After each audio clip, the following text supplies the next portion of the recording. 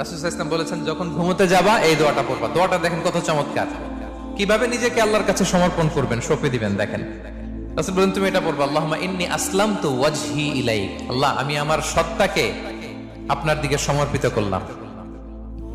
ওয়া ফাওয়াদতু আমরি ইলাইক। আল্লাহ, আমি আমার সব কাজকে আপনার কাছে সুপর্দ করলাম। ওয়া আলজাতু যাহরি ইলাইক। আল্লাহ, আমার পিঠকে আমি আপনার কাছে আশ্রয় রাখলাম। সুবহানাল্লাহ পড়বেন না? আমরা যখন ঘুমাই আমাদের পিঠটা বিছানার মধ্যে লাগাই না? আল্লাহ, আমার সত্তাকে আপনার কাছে আমি সমর্পিত করলাম। আল্লাহ, আমার সব কাজকে আপনার কাছে আমি সঁপে দিলাম। আল্লাহ, আমার পিঠটাকে আপনার কাছে আমি আমানত রাখলাম। লা মালজা ওয়ালা মানজা মিনকা ইল্লা ইলাইক। আল্লাহ, আপনি ছাড়া আশ্রয় দেওয়ার কেউ নাই। আল্লাহ, আপনি ছাড়া আমাদের মুক্তি দেওয়ার কেউ নাই। আল্লাহ, আপনি যে রাসূল পাঠিয়েছেন সে রাসূলের প্রতি আমি ঈমান আনলাম।